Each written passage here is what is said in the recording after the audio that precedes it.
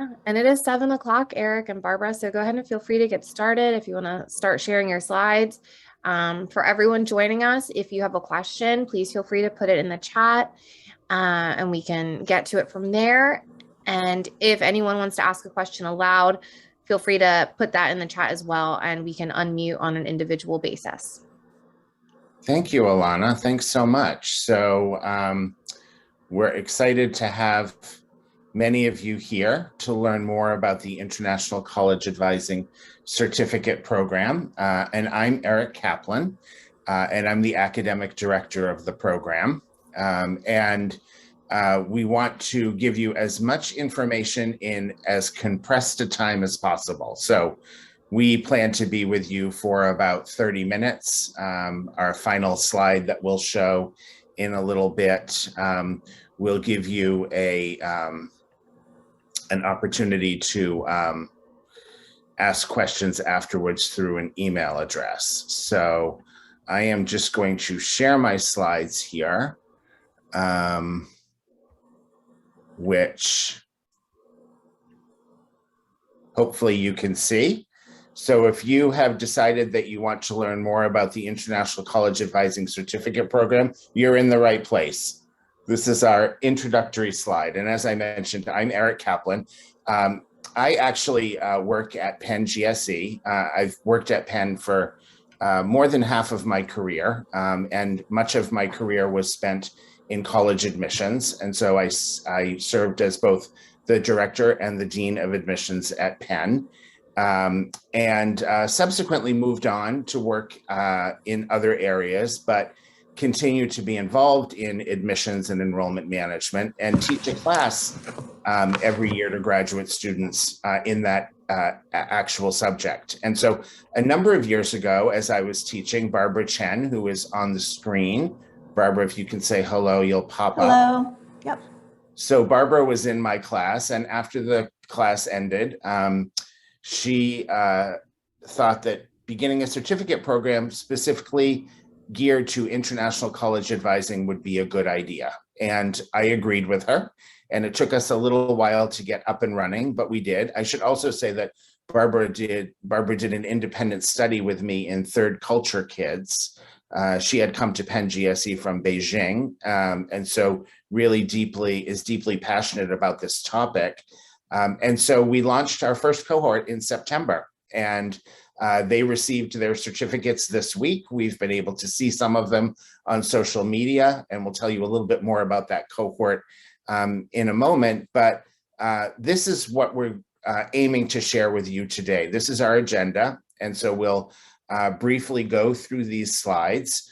There may be many reasons that you're joining us today. It may be pure curiosity. You may be wanting to deepen your knowledge with global college advising. You may want to pivot, having served in a secondary school in another capacity. Any reason that you're here is a good reason, and we're just happy that you've decided to join us. So we're going to tell you a little bit about the program and how it's structured.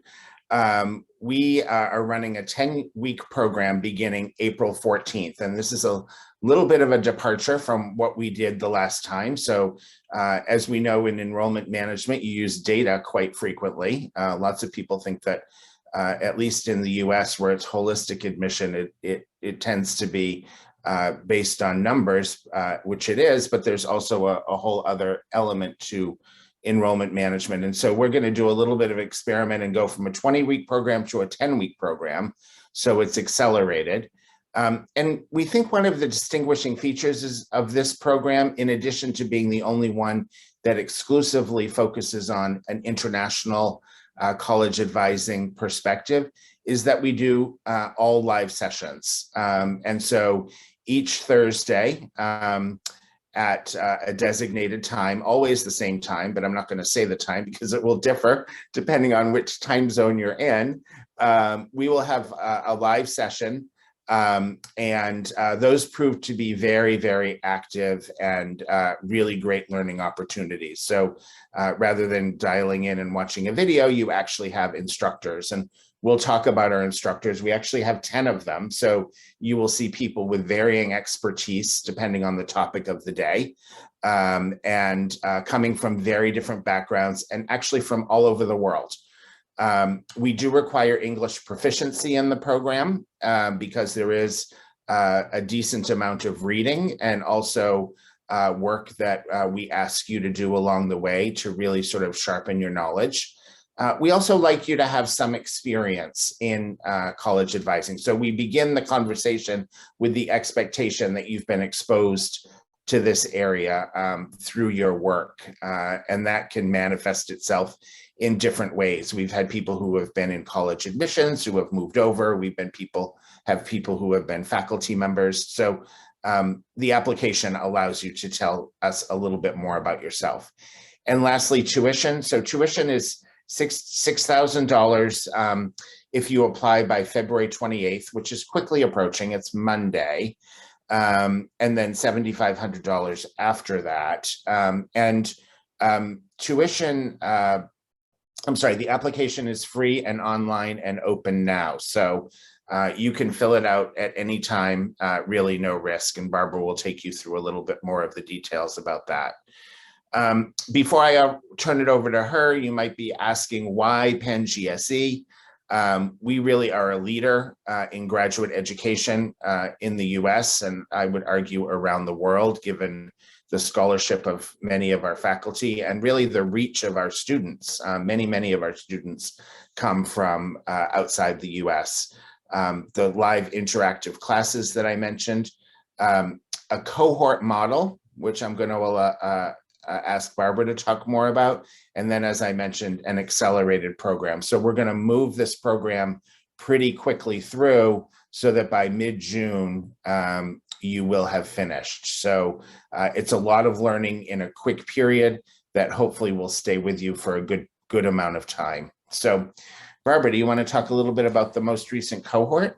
Yeah, absolutely. We were extremely excited to have such a diverse and talented cohort for our inaugural program. We had 25 different members, and they came from around the world: Africa, Asia, Europe, Middle East, and North America.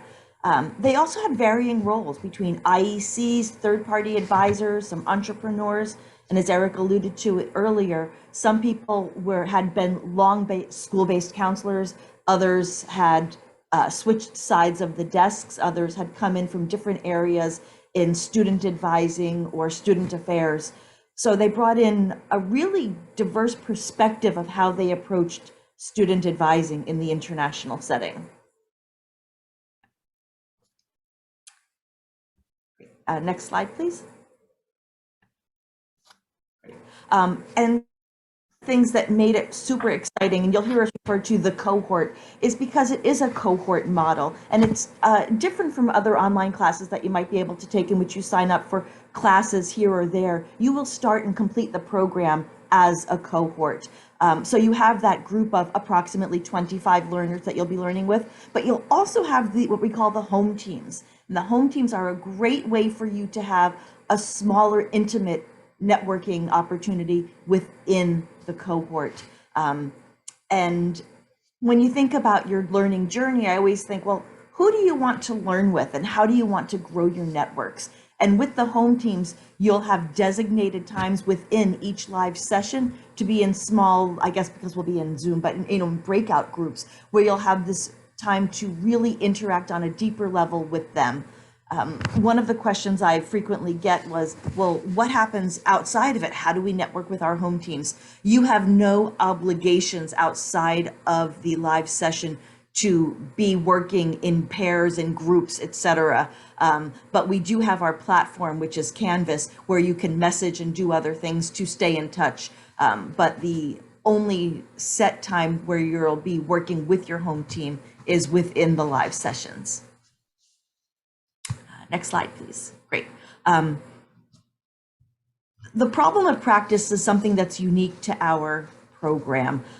Oftentimes you'll say, well, will I learn this topic? Will I have an opportunity to delve into something else? The problem of practice is one of the live sessions, but you'll actually be working on that throughout the entire program.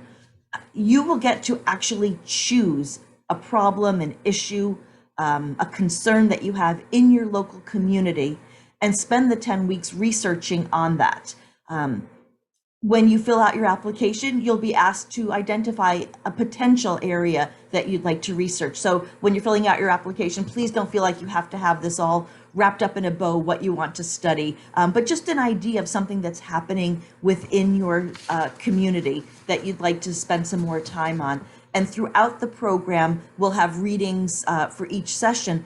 And if you keep an eye to your issue throughout those readings, you'll be building up as you go along. And so this is a unique opportunity for you to focus on a contemporary challenge that's affecting your immediate work environment, and then to have something tangible when you finish. You'll be able to present your research and findings not only to your home team, but to the group, and also to your larger community. To give just a few quick examples, in our first cohort, one of the examples that someone did was they created an infographic to hang in their office at their school on the timeline for sports and athletic recruitment. And it was a way to have something that they could easily point to, show to any of the students who thought they might want to continue sports in college. Somebody else did some research on third culture kids, as Eric mentioned, that's an area close to my heart, and was trying to use that example of international students in an international school and how they actually assess fit when they're moving forward, whether or not they're returning entry of passport. So if you're thinking, will I have a chance to do this program? The answer is yes, because this is absolutely self-directed in this session. Next slide, please. So college admissions and college advising is very complex, and many of you probably are confronting this on a daily basis. You have students that are interested in going to university in varying countries where standards can be very different, expectations can be very different, and we try to explore that through the curriculum. So as Barbara said, the problem of practice is a nice way to supplement an area that is of interest to you that we might not actually hit in the curriculum. But I do find that in this compressed period of time, we're able to cover a lot of ground. And I think we've structured the curriculum very intentionally. You can look at our website and actually see the sessions and the instructors that we offer, that we are offering. But we begin with a very big picture perspective about the global higher education landscape, and that can be delving into different evaluation systems for various countries. So the Gaokao, for example, and the UCAS, and holistic admission, and other ways that that various places around the world conduct their evaluation of candidates. But we first want to have you familiar with the big picture, and then one of our faculty members, Alan Ruby, who worked at the World Bank and is now writing, co-authoring a book with another faculty member at GSE on world-class universities, gives you a dive into that particular topic. And then we move into the cultural contexts of college advising, particularly when you're advising in international schools and advising students who might want to leave the country in which they're currently studying. And so we take a good look at various cultural competencies. And then we look at the process itself and how that plays out across varying systems. We spend a decent amount of time in the US because it is the most complex and frankly the most subjective in terms of how candidates are evaluated in the process. And we look at it from both from your perspective as an advisor, from the student and parent perspective, and also from the university perspective. And then we really try to give it a practical element with a case studies approach, where we have two deans come in and give you actual cases that you will discuss and evaluate, and probably have some of the very same conversations that are occurring in those particular admission offices. And following the problems of practice session, we have a nice session with one of our colleagues from Australia who helps you really try to tie it all together and figure out what's next in terms of your career. I will say, in terms of what's next, a lot of the members of cohort 1 seem to be continuously staying in touch and using each other to just really dialogue and stay current, and probably in some cases think about next opportunities for themselves. So I mentioned a little bit about our instructors, again, current and former admissions deans and directors. So these are people who have really had the lived experience of being in admission offices and understanding what the priorities are. Current and former college advisors with deep international experience. And so Barbara served as a college advisor. A couple of our others, Michelle Chao-Liu and Aleka Bilan, served as college advisors. And so really understand the perspective of many of our learners. We also have tenured faculty and academic scholars because, after all, we are a world-class university. And so we draw from that strength. And then lastly, independent educational consultants with university admission experience. So I think that for me personally, that last piece is important. I know there are a lot of IECs who have not had university admission experience, and I would distinguish our program as relying on that expertise from those who have actually been involved with this, with college admissions. And so I really think we bring a great depth of experience and an understanding of where all of you are coming from. So what next? Here are some important dates for you to keep in mind. I should say today was an important date. If you're here, thank you. So you've come to learn more about the program. Our priority deadline ends on February 28th. That's basically the opportunity for you to avail yourself of the early bird discount for the program. Around March 10th, we will begin notification of the application results. And then on the 21st, the application closes. April 14th, our first class will begin. That will be a live session. And then it will conclude on June 16th. So that's where we are in the calendar for spring. Next slide, please. But most importantly, I think we want to talk about some outcomes. So you sign up, you enroll, you do all the work. What happens next? For sure, even if you're coming in with experience, this is the opportunity for you to deepen that knowledge around global educational experiences. Definitely be able to develop your network of colleagues and experts. And in terms of tangible outcomes here, in addition to the certificate of the program, you'll also earn 3 continuing education units from Penn GSE. And those can be applied as you, sometimes for your careers and schools, they ask you to continue education, and that might affect your salary. The most exciting news we have to announce is that IECA, the Independent Educational Consultant Association, one of the most highly regarded ones that exist, has now recognized the Penn program as meeting the requirement for the associate membership. So if you are an independent consultant and looking to join IECA, you can be rest assured that this is a recognized program that they will honor in terms of meeting their associate membership requirement. And I think that's a pretty amazing accomplishment after only having one cohort. I think it is a testament to the confidence that IECA has in Penn GSE and in the program by looking at many of the materials that were shared with them. So I think we've reached the formal end of our presentation. So I'm going to stop the screen share.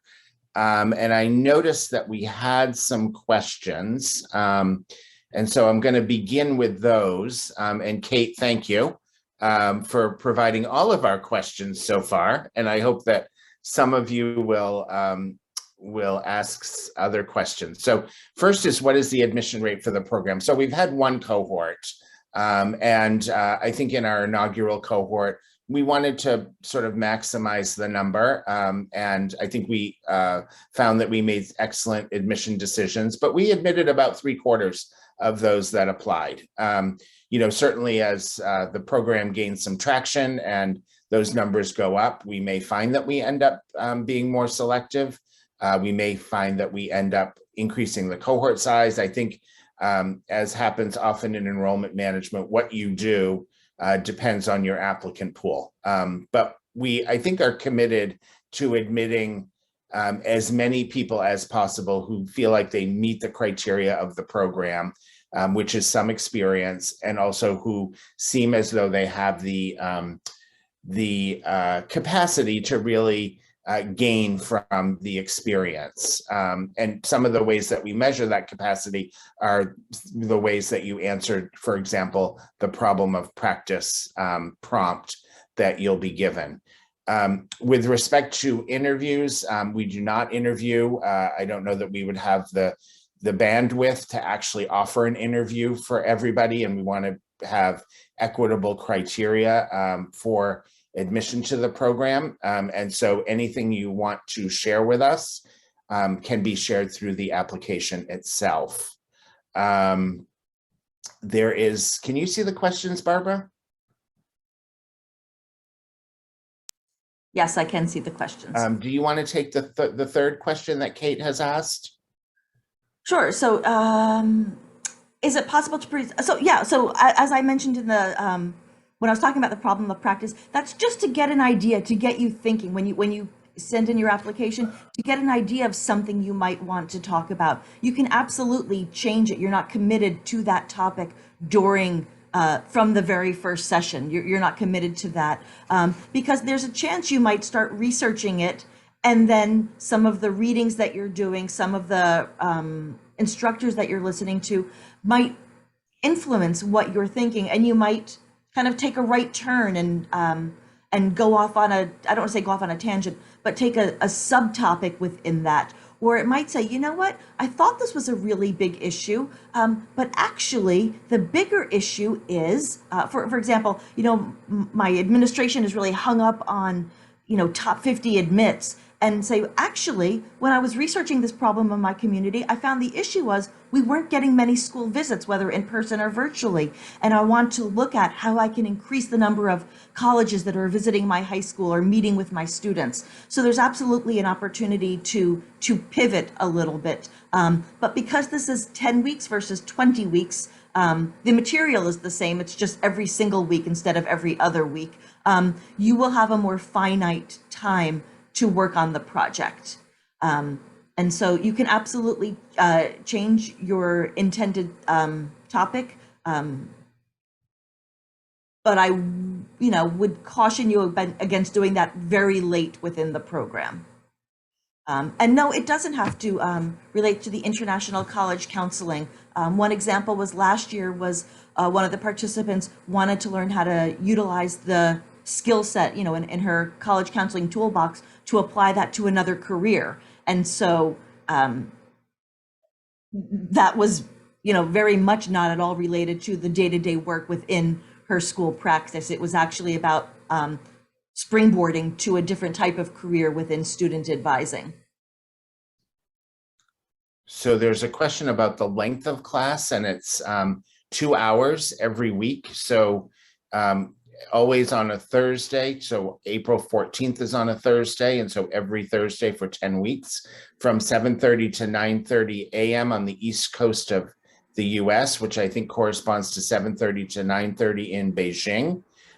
So if you can sort of do the math, if you're not in one of those places, that will be the time every day or every Thursday that we will actually hold the session.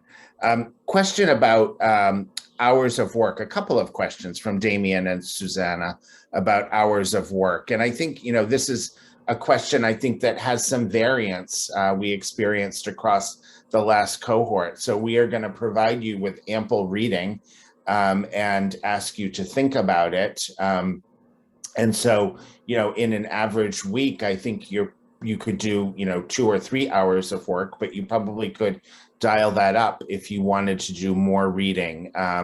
we do have optional reading. This is a topic.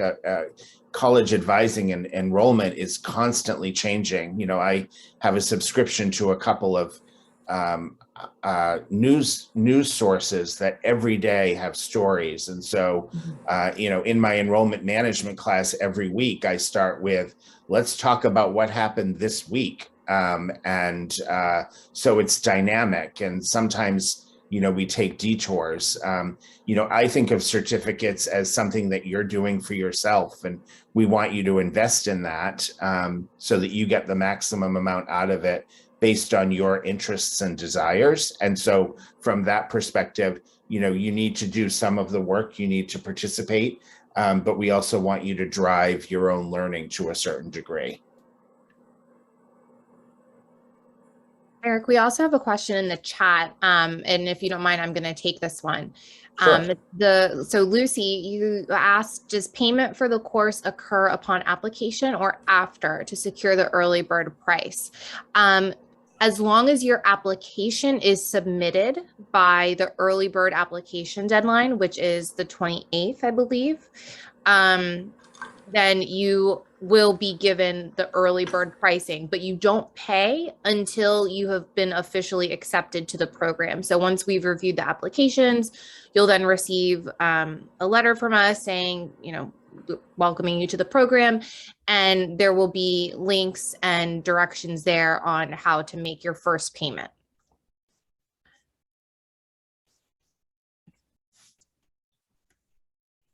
Trying to see if there are other questions that have popped up here. We have a question. What's the difference between this program and the one at UCLA? So as an excellent admissions officer for more than 20 years, I do not engage in comparisons.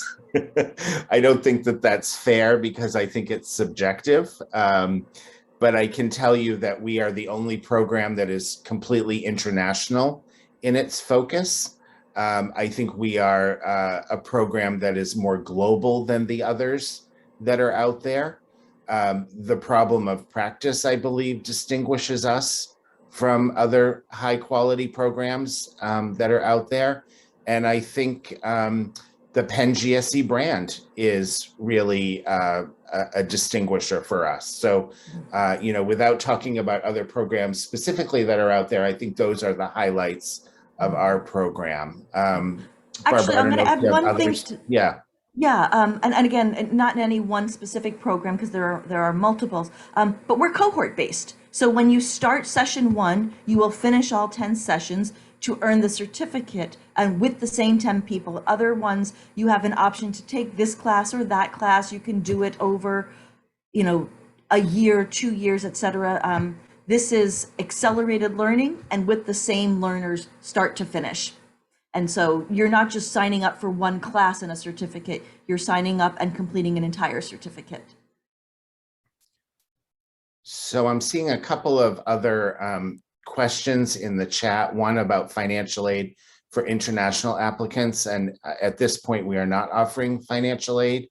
All of our applicants essentially are international. I think in our last cohort, we had one learner who was actually from the US, maybe a couple. And so we are not able to provide financial aid for international applicants because that's basically all of the cohort. So the way that we have discounted the pricing is through the early completion of the application. So that's sort of the break that we're able to give people if they're applying early.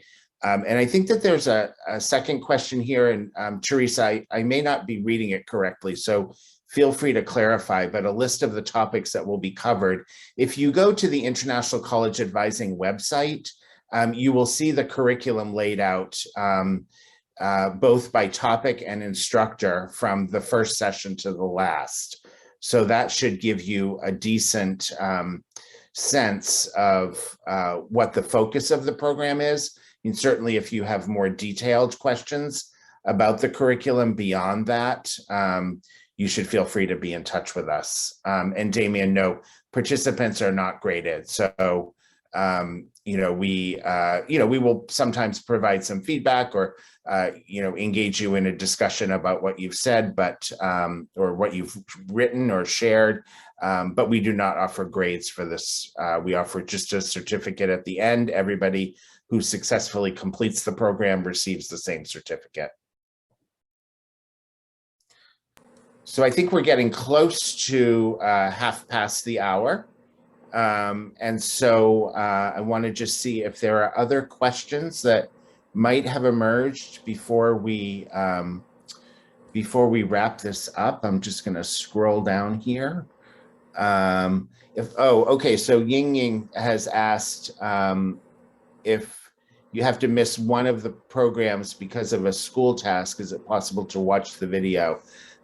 We don't record the sessions because we really want people to engage authentically. And so, if you're going to miss a class, just let us know. I think missing a class is fine. Unfortunately, you miss that content, but you still have access to all of the reading and any of the discussion that happens on Canvas, which, as Barbara mentioned, is our learning platform.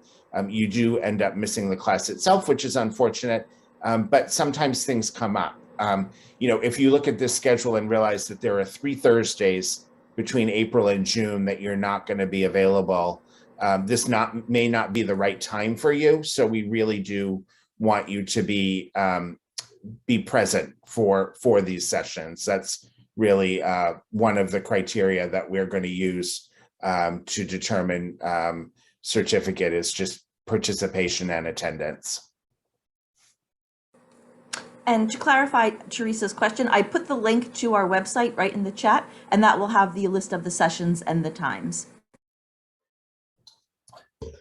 Well, we are so happy that you have joined us, and more than happy to continue the conversation with any of you who decide that you would like to do that, either through email if you have specific questions, or through your applications, which we will enjoy reading, I know. And Barbara and I actually lead the first session on April 14th. And so hopefully we will see some of you there on that day. Great. And Eric, if you want to share the last slide of this presentation, then everyone can have the contact numbers for the program as well, the contact emails.